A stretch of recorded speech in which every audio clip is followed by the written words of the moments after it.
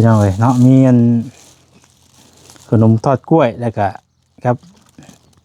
ข้าวปิ้งหมูอ่ะโดยเอาไว้กินเด้อช่วยยังบ่ได้กินข้าวพี่น้องเอ้ยเนาะเอาน้ำเย็นๆนี่กินมีแห้งกินอะไรไม่มีแห้งนอนอยู่นี้เนาะแต่ว่าเจ้าบ่นั่นตี้นี่บ่นอนเสื้อผ้าใหม่ตัวใหม่บ่นอนมันดูฮ้อนจนเสียลายมันบ่ถ้ามันอันนี้ปิ้งดิ้นตัวนี้ปิ้งหมูนี่มาล้างมือก่อนบ่ไปเลยล้างเลยดิล้างแล้วมื้อนี้ยังบ่ได้กินข้าวเลยมื้อนี้น่ะมื้อนี้ยังเพิ่นยังบ่ได้กินข้าวไปแล้วเนาะก็ได้ซื้อกับข้าวหยังมาให้เพิ่นปกติก็ไปเอาข้าวอยู่ในวัดพุ่นเนาะไปเอาในวัดซุมื้อบ่เอามือก็ไปมือก็บ่ได้ไปคือมีเป็นบางมื้อก็ได้ไปมื้อก็บ่ได้ไป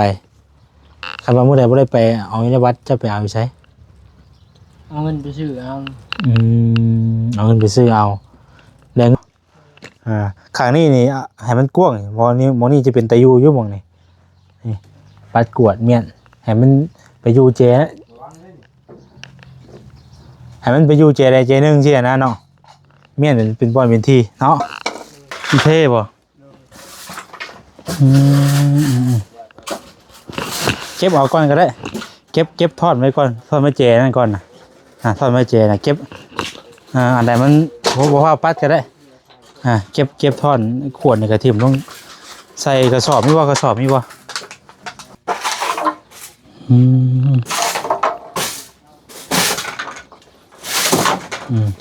มีงูบ่ว่าแล้วเนาะ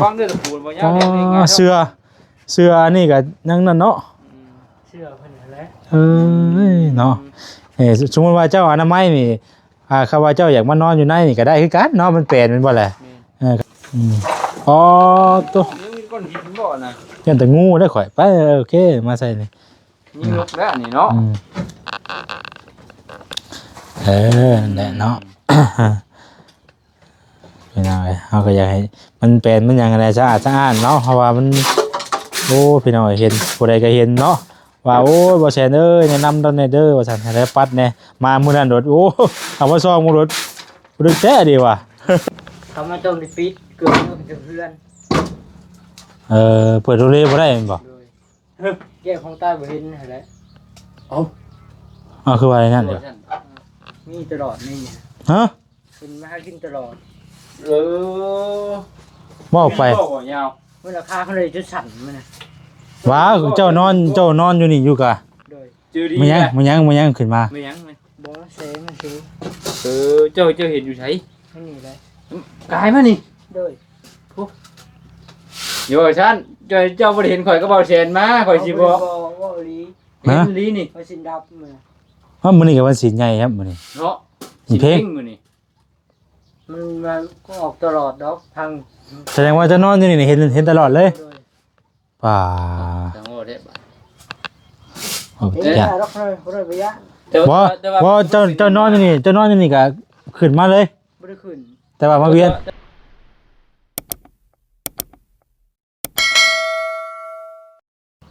เป็นอะไรเนาะ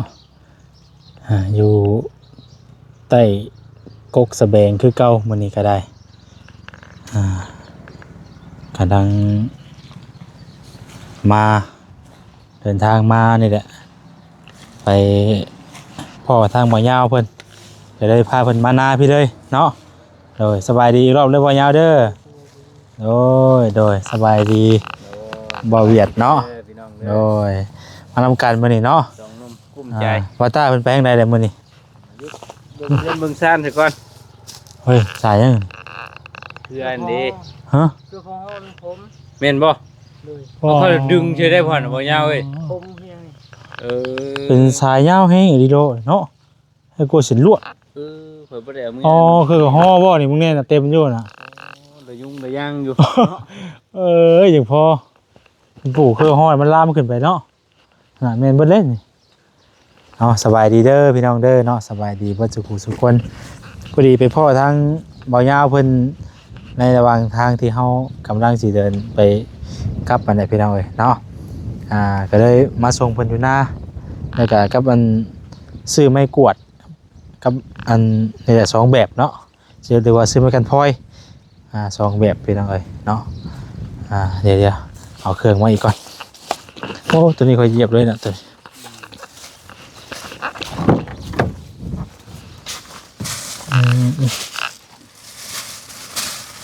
เรายังให้กินข้าวเหรอพ่อยาวก็เลยแวะซื้อกับข้าวกินเพิ่นน่ะเพิ่นว่าบ่ทันได้กินข้าว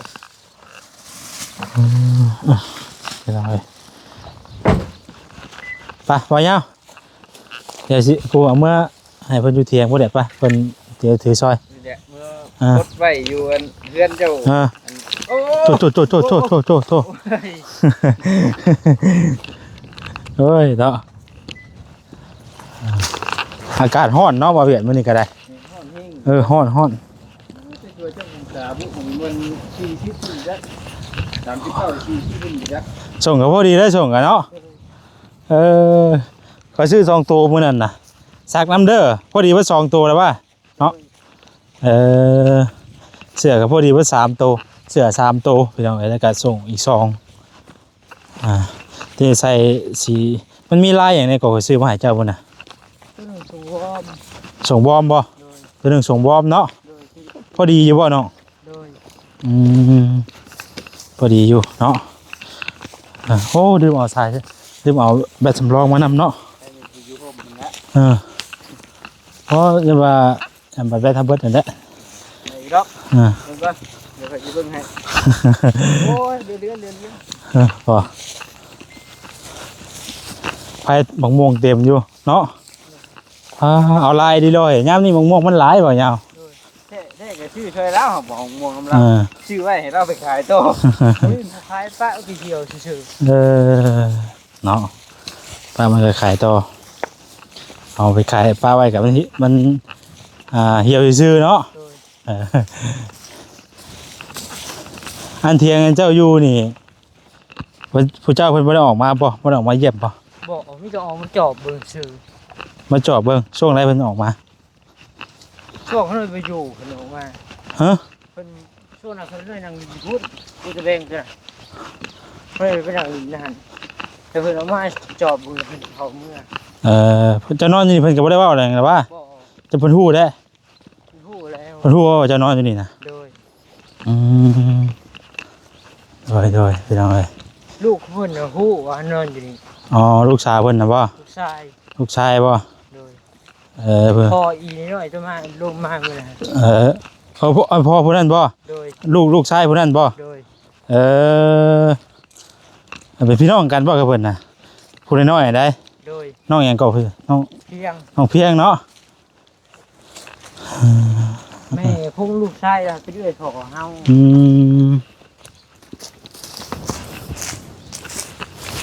ควันกลุ่มไปเลยใช้อันดินเจ้าน่ะใช้ดินเจ้าน่ะพูดรักตัวเสาเดียวน่ะเสาน้อยนะโอ้อันผู้ใกล้อกตาอันเดียวนั่นบ่ซูมอยู่ห่างเวียนก็ไผ่กับแม่ก็ไผ่นั่นกับแม่นบ่แต่ว่ามีงบมีอย่างน่ะมีงบมีเงินไหนให้สามารถเฮ็ดกระทบอยู่หั่นได้โดยถ้าก็มันเฮ็ดบ่ได้น้ำท่วมเขาย่านน้ำท่วมน่ะไปขี่เรืออยู่นี่แต่ก่อนน้ำท่วมบ่นี่น่ะห้อยยางน้ำท่วมบ่ไปขึ้นเถิงเท่าฮ้อนแท้พี่น้องเอ้ยลองตกเด้อพดไทยซะก่อนมันยังอยู่ในกันก็ขวดยังกันน่ะใช่ขวดน้ำปลาคือเอาน้ำปลาไปนำโอ้มันก็แซ่บได้แหละพี่น้องเนาะคือกันได้เกิดเฮานี่เฮ้ย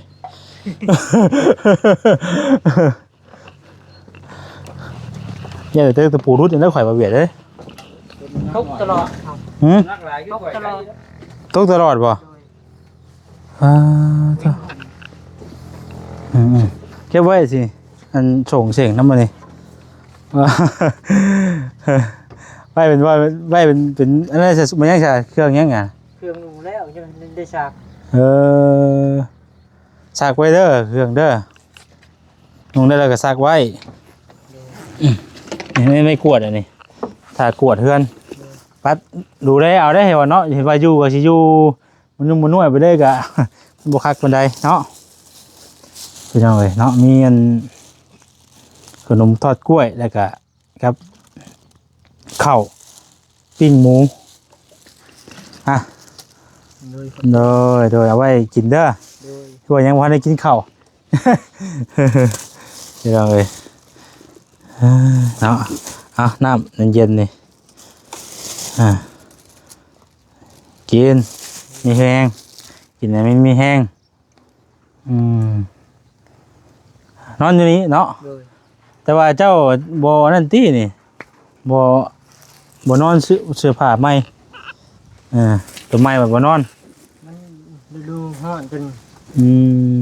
เสียลายมันบ่ ถ้ามันฤดูหนาวก็ยังกินตุ้มยังกินใช่แล้วเนาะ เสียลายนะว่าได้กันเนาะ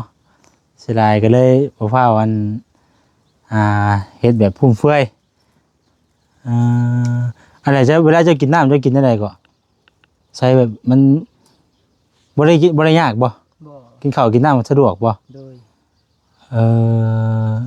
อโอ้อยู่ข้างๆนี่เนาะยังดีแต่ว่ากินข้าวกินน้ำได้สะดวกสบายเนาะ โน่นแล้วก็เป็นข้างหนึงยังใช้ได้ข้างหนึงนะเนาะบ่ยาวเนาะ เป็นมาแต่กำเนิดเป็นเอาไว้เนาะเฮ็ดจังไดแล้วมันเป็นไปได้เป็นเอาไว้คือว่าคนเฮาเกิดมากะมันบ่คือกันเนาะรูปร่างบ่คือกันหน้าตาบ่คือกันมันก็มีหลายรูปแบบเป็นเอาไว้บางคนก็เว้าขออนุญาตนำบางคนก็ยากจนบ่มีอยู่มีกินผู้มีก็มีผู้มีพอกินก็มีผู้โอ้ยมันมีหลายรูปแบบเนาะ แม่น อาจจะว่าไปแล้วก็ได้มีหลายรูปแบบพี่น้อยบ่มีก็มีบ่มีก็บ่มีหลายแบบแต่มันเดือเกิดบ่ได้ไปก็ได้เนาะใช้อันพลอยเฮาคือมี2อันบ่พูดเนาะอันหนึงเนาะกันตาลเด้เนาะกันตาลกันเผาเด้นี่ โอ้การตาลแข็งเลยนี่จะกินข้าวกันบ่กินอยู่ห่ะกินให้เพิ่นเบิ่งอยู่กินให้พ่อแม่พี่น้องกินได้เนาะ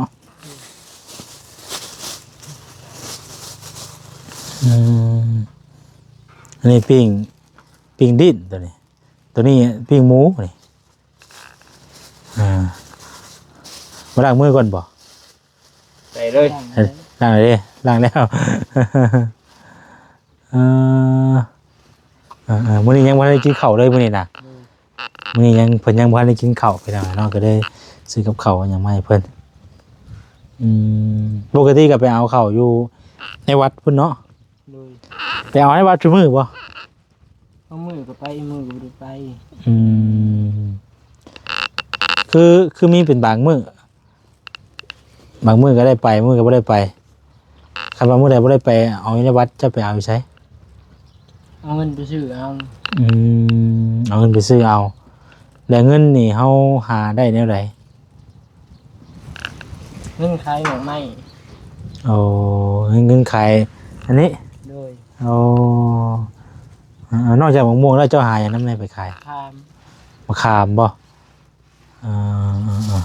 มาแล้วก็หลายคนเพิ่นก็ซื้อซอยนะบ่ได้ก็อีตนเนาะอีตนลาวแล้วก็ซื้อซอยบ่ได้ให้เราได้มีเงินซื้อข้าวซื้อน้ำกินนั่นแหละแซ่บอยู่บ่แซ่บ กินมีแต่นิดๆนะเรื่องนี่แหละพี่น้องมองกันอยู่หม่องเซานี่แหละอย่าให้เจ้าดูแลปัดกวาดทำความสะอาดให้มันเป็นบอนเป็นที่น้องเอ้ยคือทรงนี่ตัวนี้ก็เอาไปตากแดดไว้นี่ยามกลางเว้นสิเอาไปพึ่งไปแดดไว้เนาะขาเสื้ออย่างที่นะเสื้อบัดคิเรียนี่คือเฮาเป็นที่เฮาคันเด้ มันสะสมเลยเนาะเอาแบบบ่ได้คอยอาบน้ำบัดนี้บัดนี้อาบชั่วโมงอยู่แล้วว่า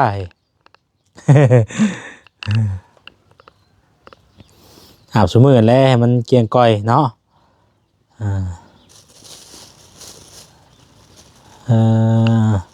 กินข้าวยังบ่ทันได้กินข้าวตั้งแต่เช้าเพิ่นบ่จักบ่ตั้งแต่เช้าผมยังบ่ได้กินข้าวเลยถ้าได้กินแล้วก็ได้พี่น้องเอ้ย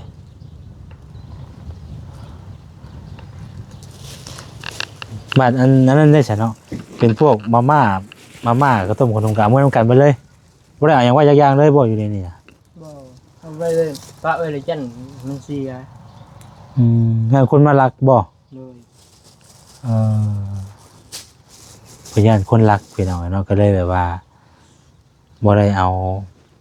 อยู่ไกลบ่เพิ่นป้าเจ้าอยู่หม้องใด ไปเจอ เจ้าเอามาฝากไว้นำเพิ่นว่าได้ใดก็ เพิ่นบ่ได้ว่าจังใด เพิ่นว่าป้าไว้โทษสิบ่ ในยามมื้อนี้จักมาเอาหรือว่า อ๋อยังบ่มีแต่จังมาเอาไปฝากไว้ให้ก่อนเป็นมาม่ามามี่ก็อยู่ร่วมกันไปเลย เลย ต้องอยู่ได้กินเนาะ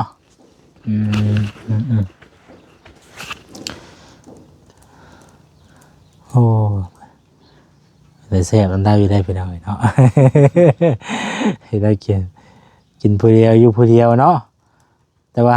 ส่วนหลายก็บ่ได้ค่อยเฮ็ดกินเองบ่ สุดท้ายก็เฮ็ดกินเอง ส่วนหลายก็เฮ็ดกินเอง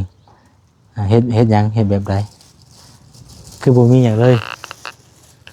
นี่โป๊ะกระโปรงเลยนะ สิมี คือมีบ่เอาไปอาหารง่ายๆนะเนาะ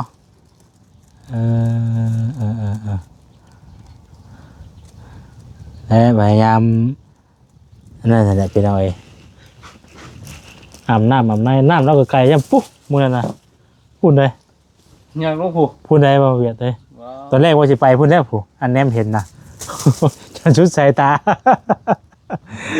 เจ้ายังก็รุ่นผู้ ไกลเลยบอกจังพอเรายังบ่อยากอาบน้ำว่ะ ไก่ จังพอเรายังบ่อยากอาบน้ำเนาะมันไกลโพดเนาะ อาบน้ำเพิ่นน้ำนี่แหละเพิ่นบ่ให้อาบบ่ อยู่แถวนี้ก็บ่มีบ่อน้องน้ำท่วมบ่แถวนี้น่ะเพราะยังฝนน่ะ กินครึ่งเช้า ช่วงเช้าพี่ มีกลางพูน ว่าก็โพดดอกเนาะแสดงว่าน้ำท่วมนี่ท่วมอีดีเนาะ เลยได้ มันเข้าได้เนาะเข้าได้เพิ่นคือ ตายเบิด บางปีก็ได้บ่เสี่ยงคือกันแม่นบ่บางปีก็ได้บางปีก็บ่ได้เนาะ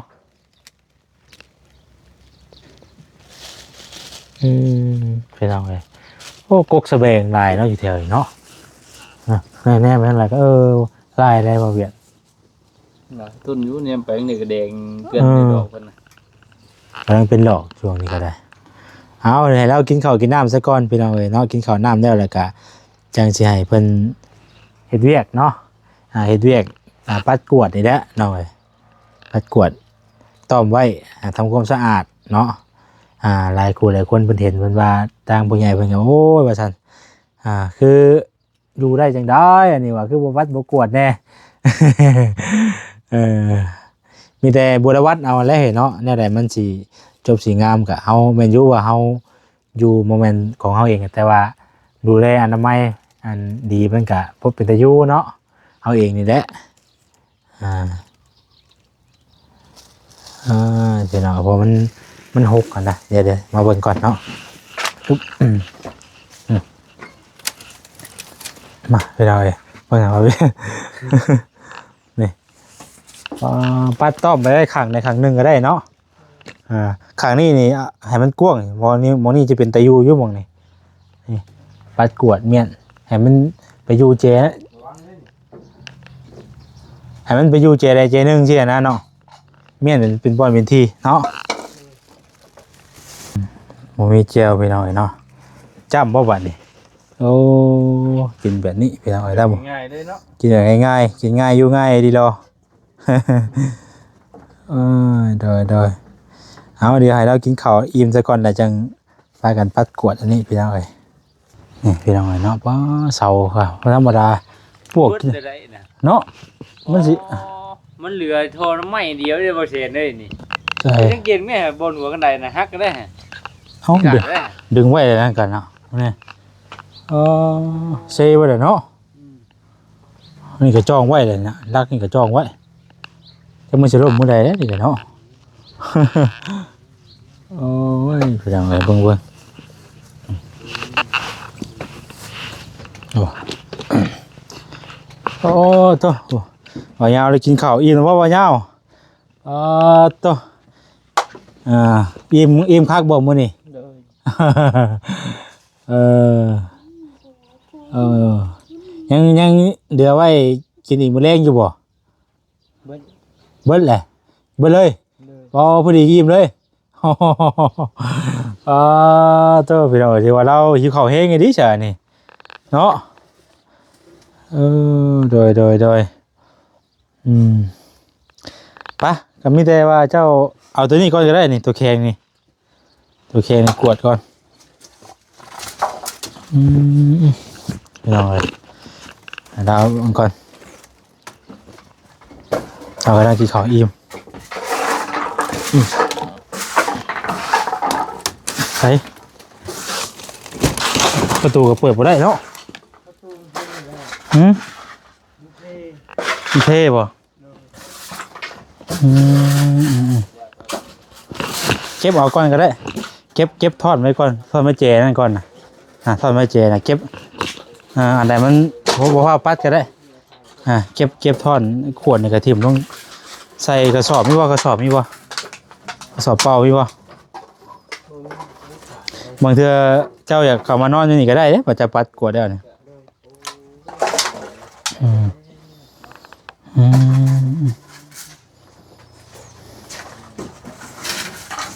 เอาไว้เจนั่นก็ได้เจนี่มันแป้นเจนี่ก็พี่น้องเลยเก็บออกก่อนก็ได้บ่ยาวเลยเก็บไปโฮมกันไว้ก่อนได้เขาจะกวดเครื่องคองให้เราปัดกวดก่อนพี่น้องเลยเนาะ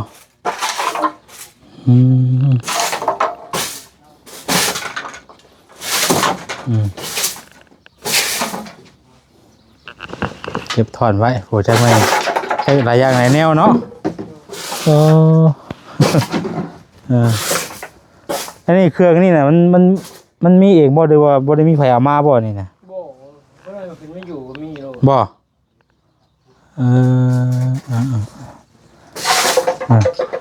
แล้วปัดออกรถตัวนี้กันปัดถอนไว้ปุ๊บทางบ่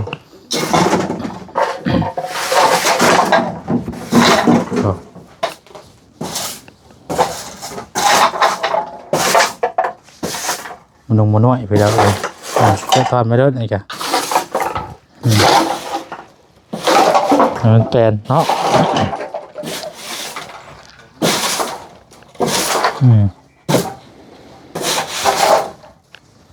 เอาไว้เจใดเจหนึ่งไปหน่อยเนาะเพราะว่าอันคาแช่กับกันตัวใดมันบ่เป็นแต่เอาเขาก็จะเก็บลงไปทิ่มไปเลยเก็บลงไปทิ่มเลยว่าจูดเนาะพอมันก็เห็นยังบ่ได้ดอกอันปลาไว้กันเนาะ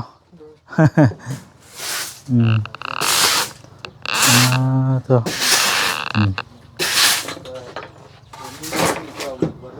เป็นแต่ฮักเนาะเถียงเหมือนกันได้เนาะ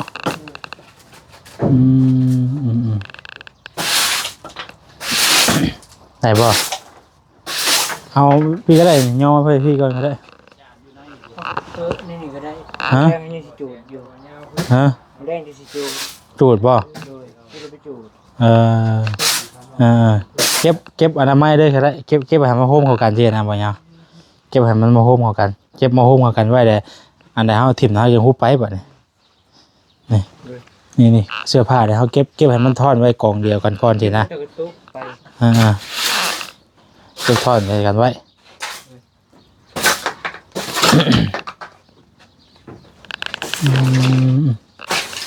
มันอย่างมันยาไปหน่อยเนาะมันยุ่งมันยุ่งมีแต่กระโปงกระปองเนาะคือเป็นหูเป็นปองข้างในแท้เนาะไผใหม่บ่บ่ก็ที่เขา กูบ่ยากเอาเลย โอ้ไผใหม่บ่ มันเป็นผู้ใหญ่อยู่ โอ้มีผู้ใหญ่อีกบ่ โดย ดูนี่บ่เพิ่นกะ มันเสียแต่เฮิง อืมอืมอืมอืม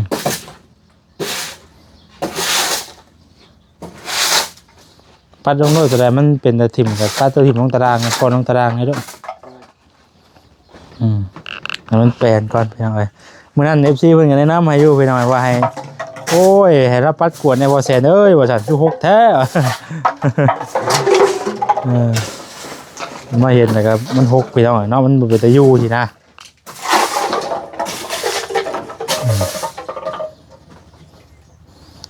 มันบ่เป็นตะอยู่เนาะ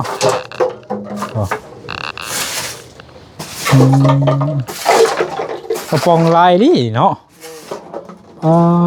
ตัวมันไง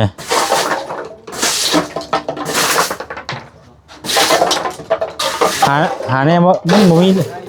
มีธงใช่บ่เฮ้ยเนาะเอ้ย ไป ฮะ เรื่องแรง บ่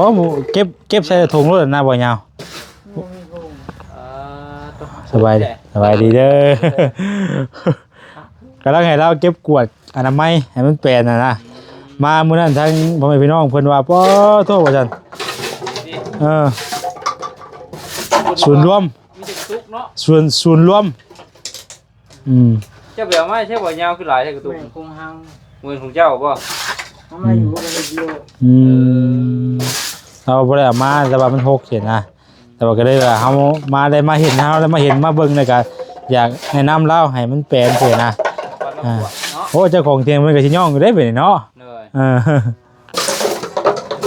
ปัดกวด เพิ่นสิพากันจูดเทียนเนาะ ไปจุดเทียน เฮานี่เป็นจู มันเป็นหุงบ่ โดยเขาเลยเขาไปใต้อยู่พุ่นเขาแล้วก็จุ่มเขาว่า ปัดขึ้นโน่นแล้ว ตัวโหดดี ปวดเลยเพื่อน เด้อพี่น้องเด้อ ทอนไว้เจนึงก่อนเนาะ แม่ท่อนไว้ให้เขายังเก็บง่ายดิมันอยู่เจนึงเขาเก็บง่าย เมื่อเจ้าหากระสอบบ่ยาวเลยใส่ยางก็ได้ แม่ถ้าเขาบ่อยากเผาก็คือเก็บใส่กระสอบไปทิ่ม แม่หอยไว้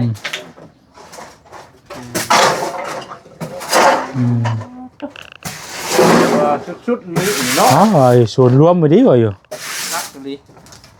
ศูนย์รวมมาดีประเบียด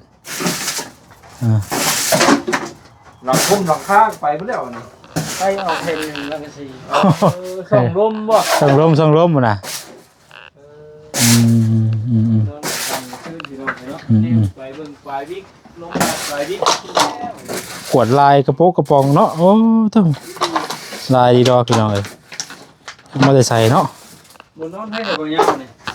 ตั้งแต่ลูกของเราอยู่เขากับป้าเลยเขาบอกเก็บเลย ท่อนไว้นะท่อนไว้ก่อนมันจะได้เงินยางก็เก็บเอาแต่กระตุกตัวมันน้อยแล้วไปถิ่มตัวมันใหญ่ยันเราเป็นไว้ให้น้ำเมืองน้ำมัน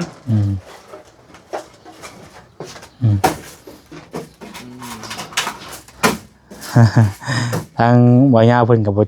บ่จักเฮ็ดพี่น้องต้องแนะนำเพิ่นบอกเพิ่นเนาะเอาก็คือว่าอยู่ผู้เดียวมาแต่โดนเนาะจักสิเฮ็ดในใดพี่น้องเอ้ยมีผู้บอกมาแนะนำก็อยู่ไปแล้วก็ได้อยู่เนี่ยอยู่ผู้เดียวเด้เนาะอยู่โตแล้วก็พอนะอยู่อะไรก็บ่ได้ผู้ใดเห็นหน้าบ่ได้ก็ได้เนาะขออนุญาตนำปัดกวดให้มันแปลนก่อนเด้อเนาะปัดกวดออกไปคือมีปองเนาะคือมีคันใดขึ้นนี่บ่ตะกี้บ่บนเปิดนั่นน่ะย่ำห้องเปิด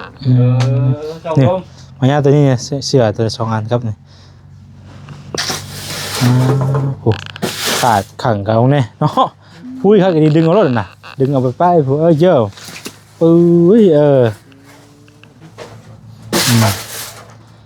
มีมันยังบริขึ้นกับกรรมสิทธิ์ของเรานี่แม่เก็บไปจุดที่ชั่วรถได้พี่น้องบางทีเนี่ยเพิ่นยังห่วงก็มี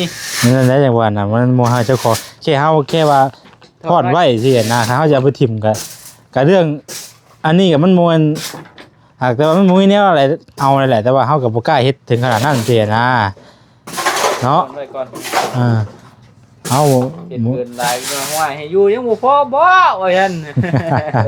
แต่ถึงเขาปัดทอดไว้ซำนี้ก็ถือว่าบ่ได้มีหยังเสียหายเด้ว่าเขาคิดเพื่อไว้สิดอกพี่น้องเนาะมัน กันไว้แต่ว่าที่จริงเพิ่นเห็นเฮาปัดกวดรักษาบ่ระบัดมันเกี่ยงมันงามเพิ่นยังดีใจแล้วตามความจริง ตัวนี้ก็ดึงมาไว้พี่เลยดึงมาไว้นํกันนี่เลยระวังงูเด้อ มีงูบ่ว่าแล้วสิเนาะ ระวังเด้อตะปูบ่ยาวเด้อ เสื้อนี่ก็ยังนั่นเนาะ เชื่อเพิ่นนั่นแหละ เนาะสมมุติว่าเจ้าอนามัยนี่ข้าว่าเจ้าอยากมานอนอยู่ในนี่ก็ได้คือกันเนาะมันเป็นบ่แหละคันเฮาปัดกวดมันเป็นเฮาก็เป็นตาอยู่เฮาก็อยู่อันเด้ตัวนี้ก็ดึงมาใส่กันได้ด้วยอ๋อตัว มีก้อนหินบ่น่ะ ยันแต่งูได้ข่อยไปโอเคมาใส่นี่ นี่นกแล้วนี่เนาะ นั่นแหละเนาะเป็นยังไงเฮาก็อยากให้มันเป็นมันยังไงสะอาดเนาะเพราะว่ามันโอ้พี่น้อยเห็นผู้ใดก็เห็นเนาะว่าโอ้ยบ่แซ่นเอ้ยแนะนำตอนนี้เด้อว่าซั่นให้ปัดแน่มามื้อนั้นรถโอ้เอามาซ่อมรถบ่แท้ดีว่ะ เราอยู่แต่นอกเนาะ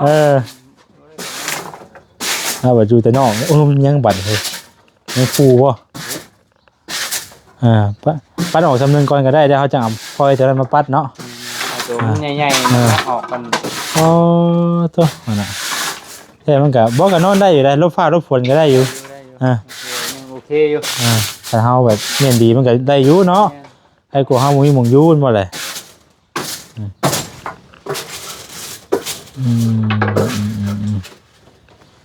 อันเด้ระบบมันหันน่ะเนาะยังบ่ยาวน่ะระบบปิดเปิดได้บ่เสียเด้น่ะโอ้คุณน่ะบึ้ยตูดได้อีกบ่ได้บ่ฮะได้แม่นบ่หยังคายยังอะไรมันขาดบ่ดึงก็ได้โอ้ตูดบ่ทั้งมื้อนี้เอาไปข้างนึงเอาไปข้างนึงเลยมันก็บ่แม่นแล้วเนาะเด้อโอ้ตักลีนี่มีแต่ทอดตัวนี้มาพี่เบิ้ลเห็นเป็นแค่เบื้องนี่แม่นบางทีมันนอนนี่ก็พอแน่ฮอดเห็นฮอดคนผู้ใดไกลมาเห็นเบิ้ลนั่นเป็นทางเด้ยังเชิญเคียงบ่นี่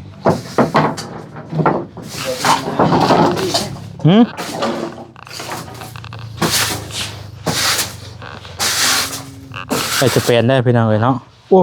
ไม่ฮักอีกพอแห้งเด้อร้องได้เจ้ามันนั่งหน่อยครับเนาะหลายหน่อยใครเด้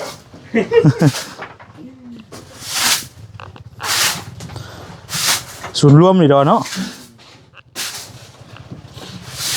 ยามเจ้าดังตื้อดังไทยระวังเด้อบ่ยาวเด้อเตรียมตกถึงตะลุมตะล่างนี่อ๋อมียังอยู่ในอยู่เนาะมันสิยิงอะไรเนาะยังซะนี่พุดออกนี่รถเป็นยังไงผมก็กันนั่นกันยังบังลมบังลมคงเขาเจ้าเห็นเอาไปดึงออกตามมาอยู่ระบบบังลมเนาะเอามาอีกแกนี่บ่เนี่ยเอาอีกแกนี่มันก็โอเคแหละเพราะว่าเก็บมาอยู่น้ำกันเบิดนะก็ว่าแม่มันอยู่เจเดียวได้ป่ะเนี่ยจับเอารถไปจับเอารถนะจับเอารถจับเอารถไปเป็นยังดอกอย่างจับฮุบตอนนั้นไปน้ำเลยมันอยู่น้ำกันเริ่มสีไข่เน่เลยอ่ะเนาะดึงมาเลยเตรียมทาเล่นมีงูบ่ถ่าเตรียมเล่นมีงูนี่บ่เตรียมโดดได้นี่นะโอ้โถตำบ่ได้บ่เด็ดโดดนะไว้บ่โถได้ข่อยระวังเด้อบ่ยาวเด้อตะปูครับ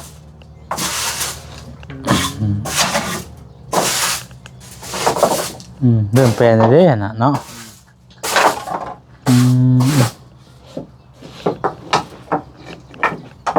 มันยังมันยาไปหน่อยก้อนหอกก้อนหีดเนาะบ่ฮู้ว่ามันมีคือมีหลายแท้นะเครื่องของว่าสิเนาะ เพิ่นเอามาแบบนี้นี่เนาะ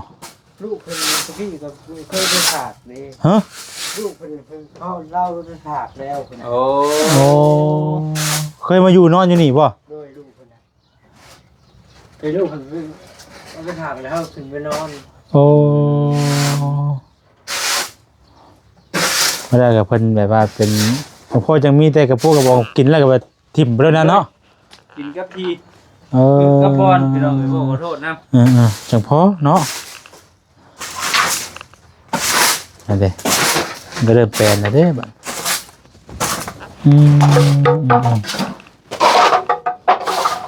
มีแต่ขวดเป็นอะไรขวดวะ โป๊กกระป๋องนะ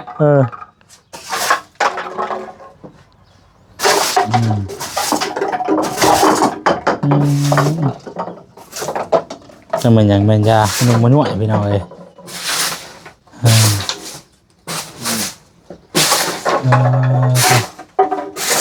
แล้ววันเราจะได้มานอนอยู่ในเนาะ เนาะคุณจะได้เนาะ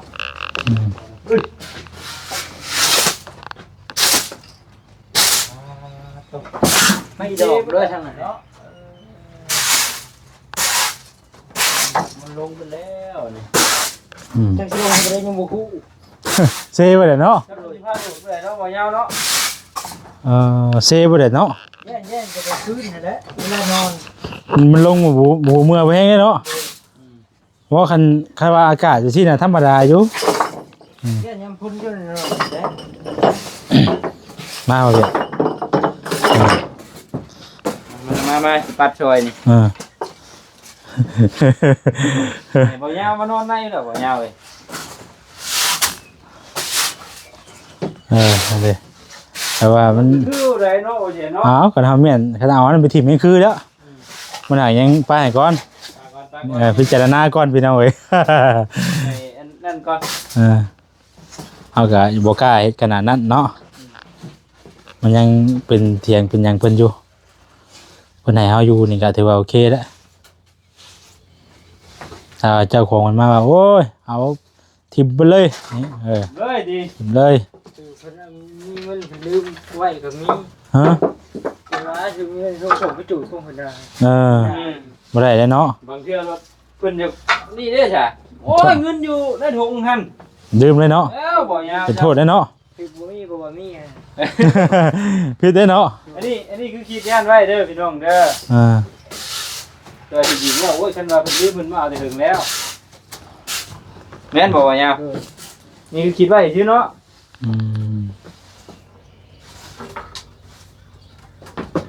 เลย โอ้นอนเกือกอยู่รถก็ได้บ่ยาวไว้บัดนี้ เขาว่าห้อนก็เปิดประตูนี่ก็เย็นจะจ้อยติ โอ้ยระบบนี่ทำไม เย็นจะจ้อยแนวมันก็ไผก็เห็นไผมาก็เห็น เปิดดูได้บ่ได้ ฮะ บ่ได้เขามาต้องได้ปิดเกิดเรื่องเพื่อน เปิดโรงเรียนบ่ได้แม่นบ่ เลยแก้ของใต้บ่เห็นหั่นแหละ คือว่าอะไรนั่นเด้อ มีตลอดนี่ ฮะ เป็นมาหากินตลอด บ่ไป บ่ยาว เมื่อราคาเขาเลยจะสั่นมันนะ ว้าเจ้านอนอยู่นี่อยู่กะ โดย จือดี มันยังขึ้นมา ไม่ยังมัน บอเซมันสิ เจ้าเห็นอยู่ไส ไม่มีเลย กายมานี่ โดย อยู่กับฉันเจ้าบ่ได้เห็นข่อยก็เบาแสนมาข่อยสิบ่ ว่าลี เห็นลีนี่ ว่าสินดับมือ ว่ามื้อนี้ก็วันศีลใหญ่ครับมื้อนี้ เนาะ สิเพลง มื้อนี้ มันมาก็ออกตลอดดอกทาง แสดงว่าเจ้านอนอยู่นี่เห็นตลอดเลย โดย ป่า จังโอ้เด้บ่ โอ้ เอ๊ะ ยา ดอกเลยไปยะ บ่เจ้านอนอยู่นี่ก็ขึ้นมาเลย ไม่ได้ขึ้น แต่ว่ามาเวียน แต่ว่ามันกลายไปตามทางนี้ โดยไม่ไปแต่มันทาง เออ อันนี้ไปนี่มันผิดใช่ กลายไปในทางจ้อๆนี่ โดย โหได้ดีเนาะ โอ้ใจยังเต้นอยู่บ่เป็นหยังพี่น้องยังปกติอยู่ เข้าแต่ญาติคนดูเกียรเนาะ เปิดไปเร็วๆได้วะ อันนี้เกิดนี่มันถึงเที่ยงนั้น สมมุติว่าเปิดมันขึ้นมาแล้วบ่มันบอกว่ายาว ก่อนกันอยู่ก่อน กันไว้เนาะแต่ว่ามันบ่ขึ้นแต่ว่าสมมุติว่ามันสิเปิดที่แบบเฮานอนอยู่นี่นะ โดย มันวับขึ้นมาโอ้ย มันไปไวอีกคือยัง อืม ไวบ่ โดย เจ้าเห็นที่เครือแล้วบ่ยาว นับเถอะนับบ่ได้ นับบ่ได้ แต่ว่าบ่ได้มีหยังเกิดขึ้นนะว่า บ่ อืม เฮาบ่ได้จังซี่มันกินตะมัน อืม เราเว้าอันนี่ใครแน่เนาะ ต้องห่วงหรอกว่าเพิ่นเห็นบ่ยาวเพิ่นก็นั่นแหละเพิ่นมีของดีอยู่แล้วพี่น้องเอ้ย เว้า เนาะ แม่งอีหน่อยยังใครแน่เฮ้ยเว้าอันตัวบ่แม่นแม่งอีหน่อยได้ญาติเฮาบ่เห็นเนาะฮะว่าหยังเอาตัวนี้กวดอันนี้เดี๋ยวกวดได้แล้วทางในนี่นี่จะออกไปข้างนอกพุ่นก็ได้นี่ตัวนี้เก็บออกช้านี่ เนาะ บ่เป็นไรนี่สิต้มเทียนอยู่ อืม หรือต้มเทียน โดย หรือต้มเฮ็ดไว้ได้นะ เอาหาเงินไผ่เด้ แล้วก็มาใต้คือตะเกียง อืม บ่โดยอันนั้นแหละไปใส่กองแก้วแล้วก็ต้มเทียนมันเปื่อยหอมลง อืม มันกล้ามกระทับออก อืม ให้มัน แล้วก็มาใต้แบบนี้ โดย บ่มีอันว่าไผเพิ่นก็เอาเทียนอาศัยเทียนเอาจังเห็นเนาะ แบบนี้บ่แบบนี้บ่ โดย อืม ตรงตารางรถตัวนี้บ่เว้ย ตรงกลางเลยบ่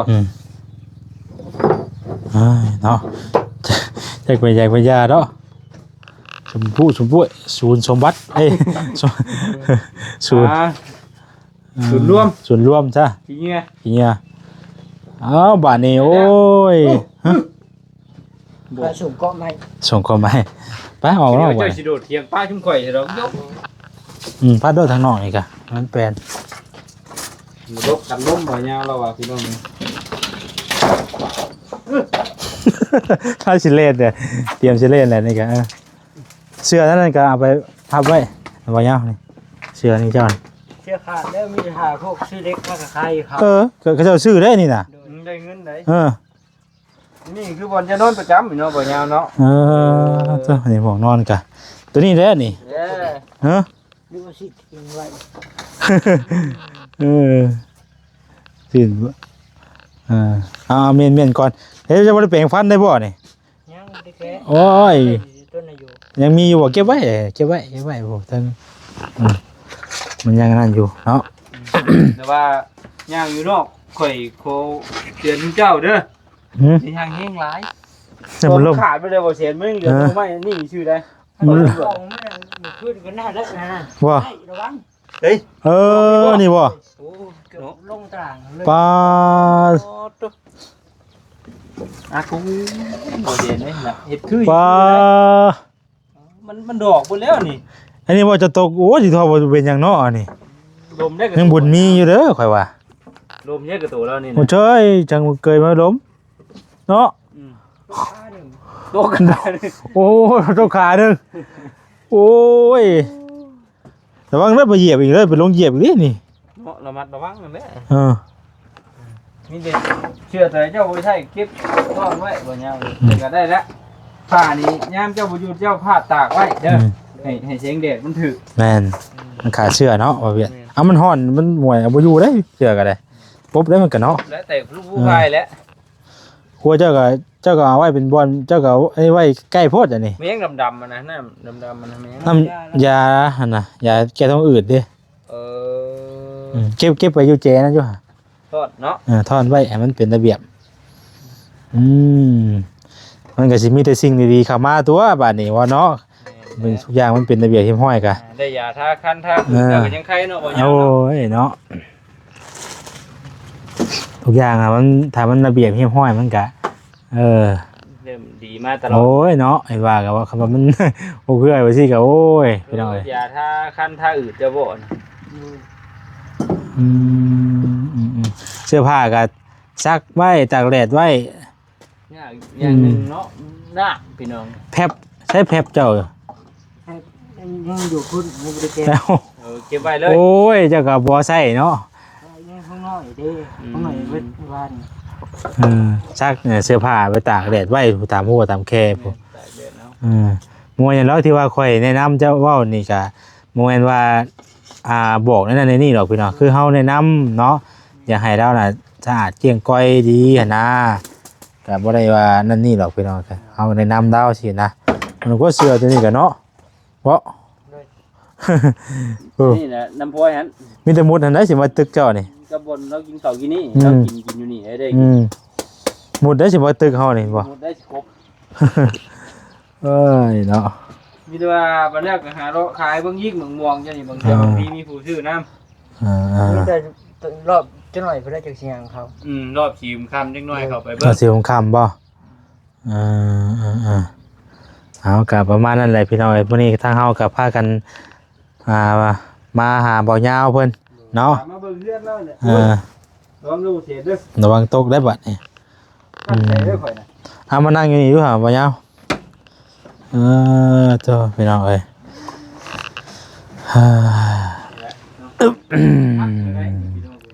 เอาถือว่าสำเร็จเรียบร้อยพี่น้องเอ้ยเนาะอันมองอยู่มองเศร้าสำเร็จแล้วเนาะ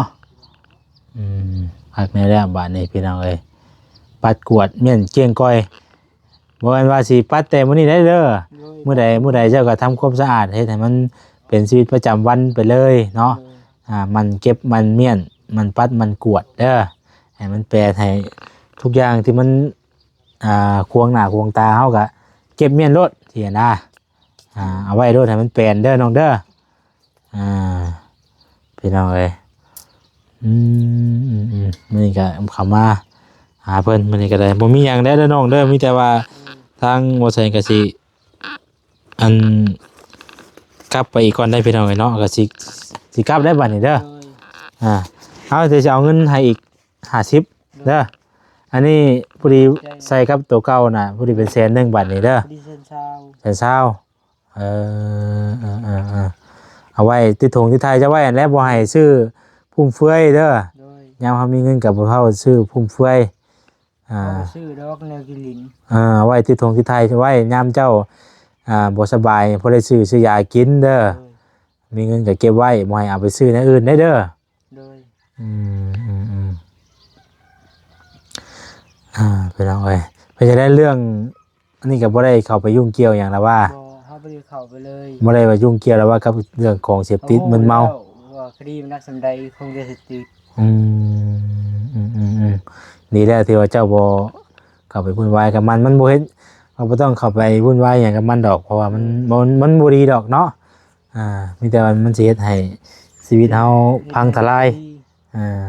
พี่น้องเอ้ยสิ่งที่มันดีเท่านั้นก็มีแต่เจ้านี่แหละมันดูมันหาอยู่หากินไปของเจ้าเองนั่นแหละเด้อเอาก็สำนั้นเด้อน้องเด้อถ้าทางบ่แซนก็สิได้เดินทาง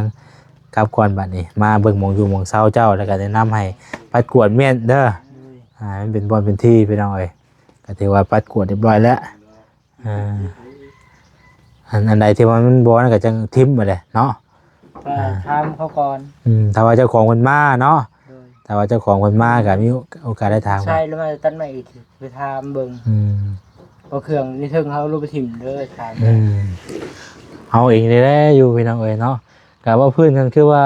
อันนี้ก็คือว่าเฮาก็ยังบ่มีสิทธิ์สิเฮ็ดอีหยังเนาะน้องเนาะมันเป็นเถียงเพิ่นเด้ที่จริงแล้วก็ผู้เลิศแล้วก็มีอยู่หม้องปู่หม้องกกตาลต้นหนึงกว้างแต่บ่กว้างสะปุกก็ต้องเป็นไรอยู่เนาะโดยไปใจเดี๋ยวค่อยกลับก่อนเด้อดีๆมีแห้งเจ้ายังสิอยู่นี่บ่ดีว่าสิเข้าไปบ่ไปหาหยังเขาก็ได้ค่ำๆบ่ได้เนาะถ้าเขามาตนาไผมาตนาพวกชื่อแหละช่วงจังหวะคนมาตนาให้ตนาบ่